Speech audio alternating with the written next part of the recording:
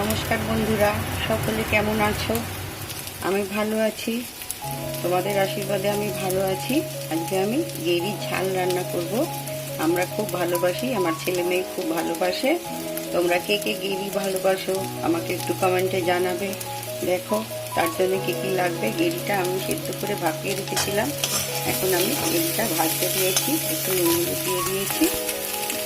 আলুটা দেখো, আলুটা কেটে রেখেছি, ডুমো ডুমো করে আলু কাটা আছে।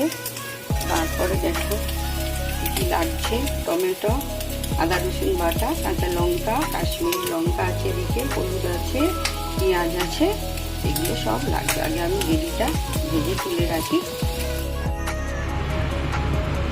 দেখো গেরিটা একদম ভাজা হয়ে গেছে, গেরিটা একদম পুরো ভাজা হয়ে গেছে। আমি কড়াই আবার তেল চাপিয়েছি, তেলে আমি প্রথমে আগে পেঁয়াজটা দিই।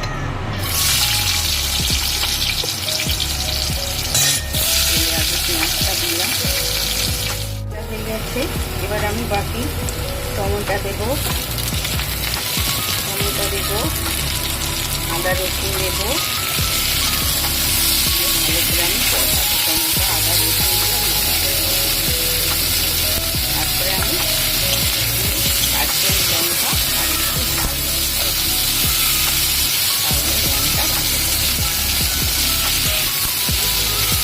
আমি এখন ভালো করে একটু কষিয়ে মশলা দিয়ে জমিটা একটু মিক্স করে রাঁধতে হয়, তাই গরমে আমি ঝোলটাই করি। কিন্তু ছেলে মেয়ে গেরির ঝাল পছন্দ করে, তাই আজকে ঝাল। এরপর আমার যে লঙ্কা ছিল সেটা দিয়ে কাশ্মীরি লঙ্কা আর ঝাল লঙ্কা নিয়ে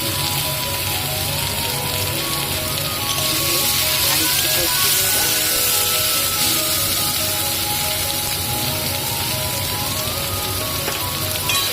ভালো করে কষিয়ে নেব।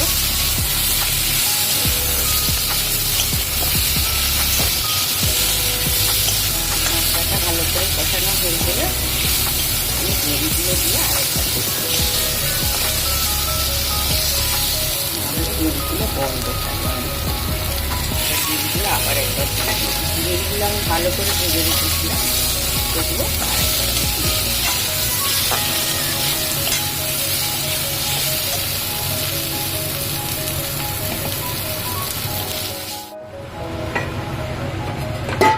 খানিকক্ষণ চাপা রাখবো। আর একটু কষানোর পর আমি কুকারে দিয়ে দেবো। এই যে আমার গেরির ঝাল, গেরির ঝাল একদম রেডি। কত সুন্দর রং হয়েছে। এটা দিয়েই আমাদের ভাত খাওয়া হয়ে যায়। আমি একটু জুস রেখেছি ভাতের সঙ্গে খাবো বলে, যদি কেউ গায়ে গায়ে খেতে চায় সেটাও করতে পারে। আমার গেরির ঝালের রেসিপি একদম রেডি টু সার্ভ। দেখো বন্ধুরা, আমরা গেরি খুব ভালোবাসি, গেরি খেতে ভীষণ ভালো লাগে আমাদের।